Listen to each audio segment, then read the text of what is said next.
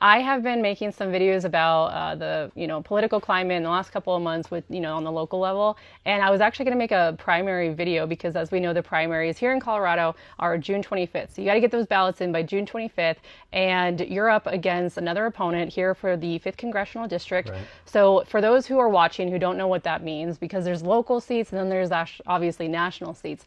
So Jeff Crank here is going up for a national congressional seat. Right. There's 8 districts in Colorado. The 5th Congressional District represents El Paso County. So if you live in El Paso County, vote for Jeff. He definitely, he came out to visit us. He picked us at random to come and tour the facility. And I love that you're going out to local businesses to just try to meet us. Have not met your opponent yet, but from what I can tell, you seem like a stand-up guy. And obviously, we're big 2A supporters. So, I'm just going to ask you maybe some questions, because in the last couple of months I've kind of been talking about some candidates, and who better to answer questions than having Jeff here in person. Yeah. So I don't know, what kind of things are you for? Do you, when you hopefully win and go up, on a national level, what do you hope to maybe support and advocate for, especially with the Second Amendment? Yeah, well, with the Second Amendment, look, I was born and raised in Colorado, and born and raised in Pueblo. And I grew up with firearms, have gone hunting with my dad. I started hunting with my dad when I was 5 years old. Mm-hmm. And we were talking a little bit about that. I mean, it was very close to my dad, and that's just something we shared, was the outdoors, going out and hunting. And I've hunted all over the world, hunted in Africa, hunted in many states here. I go up every year to kill bears up in Alaska, and I love doing that. So I'm guessing you kind of have a bolt action that you use when you hunt? I do, yeah. Okay. I have for bears and for moose and elk, and I've shot all those. But how do you feel about people like me who love to handle an AR-15 and a Galil and an Uzi that is semi-automatic, and obviously would have been on this list of things to ban? Obviously, do you feel like I should still be able to own those type of guns? Of course, and I own many of those firearms too. Mm-hmm. I own a lot of guns. Yeah.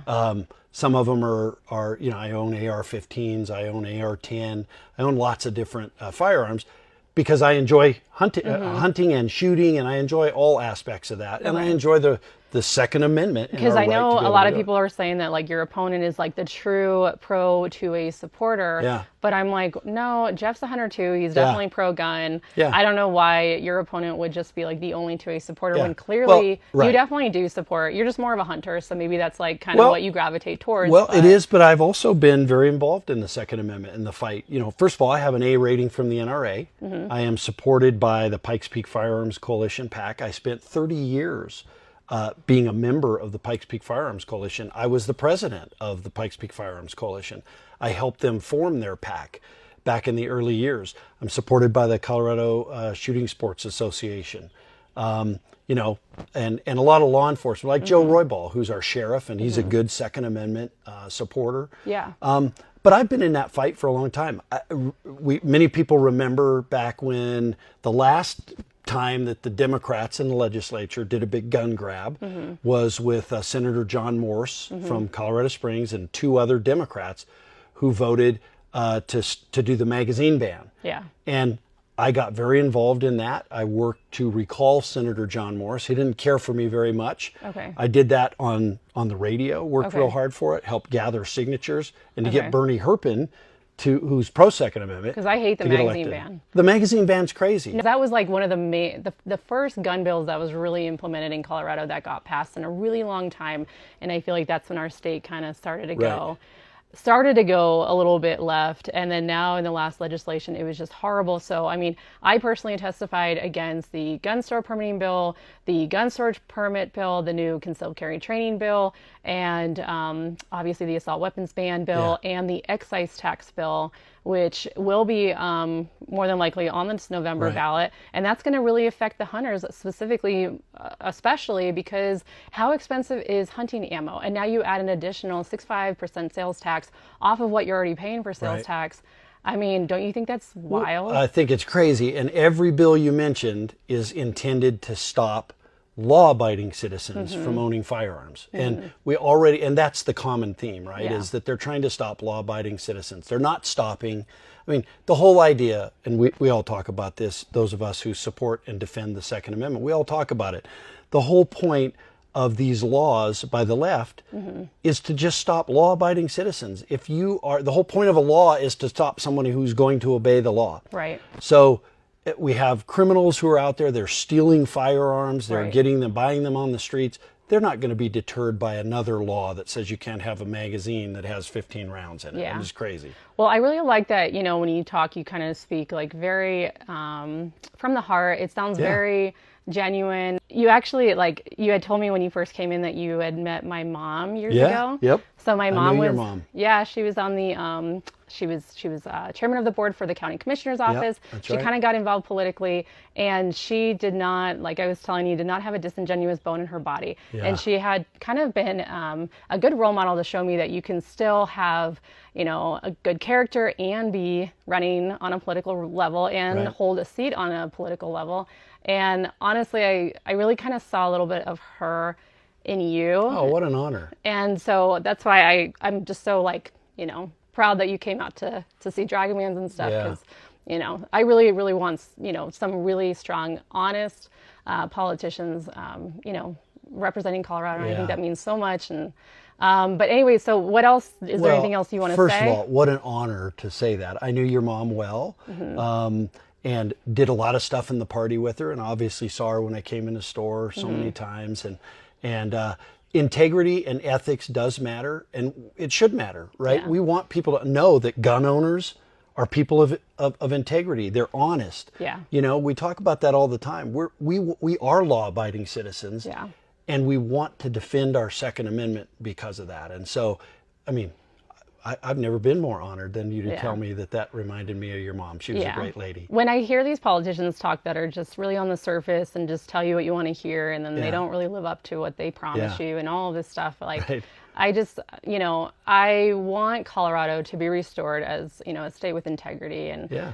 this is my home state and I love it. So that's why I kind of got involved politically, even though I manage Dragonman's here. So yeah, I just wanted to put you on the channel, maybe ask you some questions to show Yeah. our viewers that, especially here on the local level, if you are here in Colorado Springs, El Paso County, if you're filling out that ballot, you know, Jeff Crank, definitely a great candidate. But is there anything you want to add that maybe if you make it to Yeah. the November You bet. election, or Yeah, I well, don't we're know. going to make it to the November election. We're going to make it to Congress. I'm going to come back out here to Dragonman's. We're going to have some great events with our Second Amendment supporters. It's going to be fun.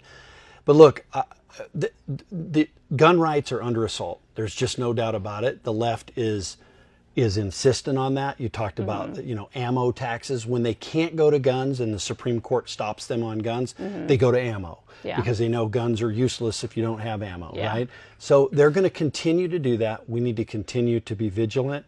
And, you know, I think there's more and more, and you and I were talking about this, the women that are getting involved in shooting and defending the Second Amendment, that's just critical. I mean, Yeah. a firearm is a great equalizer for anyone. It doesn't matter, you know, Totally. I think of disabled people. I've had folks who've told me, you know, I'm in a wheelchair. If somebody breaks in my house, I can't defend myself if I don't have a firearm. That's compassion to allow someone like that to be able to defend themselves protect their family. from somebody who's breaking into their home. And that's not even a polarized, like, party Right.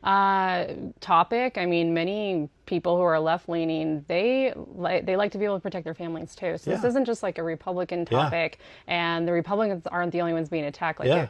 I've had many Democrats who, you know, have literally stated like, yeah, I am a Democrat, but I like to keep my guns. Well, So- and think of all the people who live in poor neighborhoods, riddled with crime in some of these states and some of these cities that are run by Democrats, right? And what are they doing? The Democrats there are taking away law-abiding citizens' gun rights. That's the most dishonest, immoral thing Right. I can think of. And we need to defend them and their right to do Right. it. These laws that are being passed take it away from the law-abiding citizen, the victim, if you will, Right. while at the same time the criminals just continue to get guns. And like, where's prey the on them. bills to criminalize these people doing bad things Right. to make their sentencing even worse, or Right. you Or- know, to obviously set a precedent in that Yeah. respect. Well, and we have all these laws on the books about you can't commit a crime with a gun, you get another charge, and then prosecutors just don't charge them with that kind of Yeah. stuff. How about we implement the laws that we have. We prosecute people on the gun laws that exist for commission with the crime or a felon with the gun, those sorts of things. Those are the things we ought to do if we want to stop, you know, quote unquote gun violence that people say all the time. Exactly. So, you know, obviously you're going to have an opinion about a lot of other topics out there, but I don't really want to bring a whole lot of that into this because, you know, we're a firearms store, and, you know, the Second Amendment is really obviously stay in line with the topic of what we have here at Dragonman's. And obviously, like, we have a museum that is all military history of a lot of firearms back there. So just wanted to see how you felt about that, where you kind of stood with that. And I wish you a lot of luck in the primaries. I hope to see you on the ballot during the November election, and I hope that you ultimately win and represent Colorado for the 5th Congressional District. It's just an honor. Like I said, I knew your mom. I've known your dad for ages and ages. He's a legend. And just so great to He's not bad. visit. He's a good not guy. bad. So, He's okay. And you come out here and shoot, so I'll probably see you here at the range. You will. All right. Well, thanks for coming out. Thanks so much. Thanks for coming to visit. Hey, you bet. Yeah, I see you every night on TV. I know. Great commercials. Well. But let me show you around. Yeah, would love to. I would Okay. love to. I haven't been around for a while. Yeah, this is my machine shop. Okay. And what I do here, I repair Harley-Davidson motors.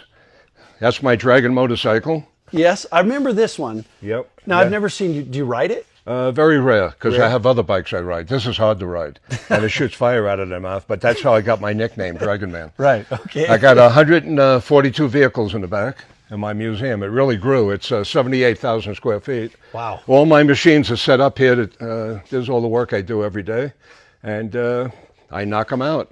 So, how much time do you spend doing this stuff At versus least other things? 8 hours a day. You know, Really? Sometimes I work 10 hours a day. So you're doing this, Right. And other people are doing the Other things, the running the range, right. the dirt bike track, the paintball field. We have 6 businesses, the military museum, and that's what I'm going to show you next. And when I fly over, I see Dragonman That's right. down there, right? That's where the aliens know where I am.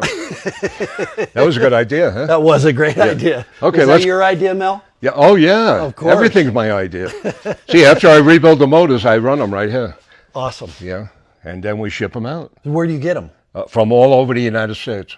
Yep. They're shipped in. Yep. And at that point, This one's from Arizona.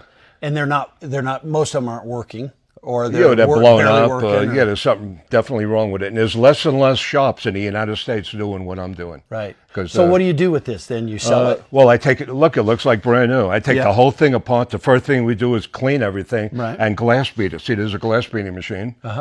And after everything's cleaned, we lay it out on the table, and then I run around. I do the heads, I do the boring. All the machines are set up for the different jobs. Okay. So it's like an assembly line. Then when everything's machined, I put it back on the same bench, and then we assemble it. Okay. Yep. And then you If it's you a already have a buyer, or you're fixing it? Oh for no, somebody, or you try to sell them? these are customers motors. Okay. Yeah, they already have owners. They already have owners. Got it. Okay. So they're sending it to you to They restore.